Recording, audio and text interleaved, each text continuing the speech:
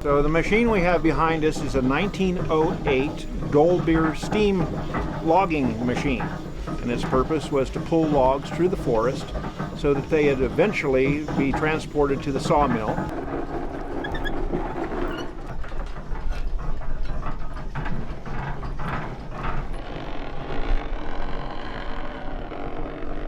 So this steam engine operates essentially by a wood fire boiling a steep kettle full of water, creating steam.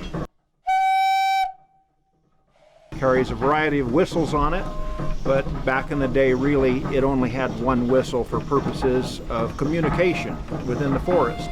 If there was a need for communication over the side of a hill, they would have what's called a whistle punk, a small boy that had a wire that was attached to the whistle, and he would watch the logging operation below and then pull the whistle at the right time so that the steam engineer could engage the machinery and pull the log up from an area where the engineer couldn't exactly see it.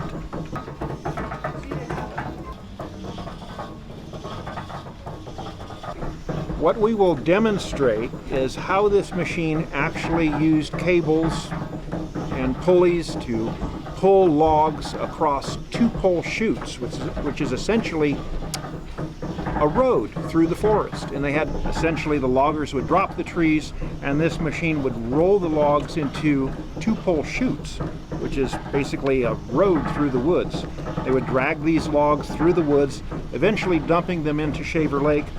It would be gathered up by the steamboat, the Michigan, transported over to the sawmill. The sawmill would then cut them into boards. The boards would then be dried, and after a period of time, when they had sufficient buoyancy, they would kick them into the flume.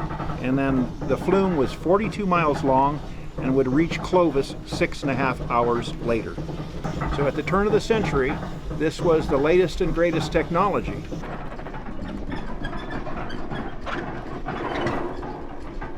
And so for 108 years old, it's a pretty fascinating machine.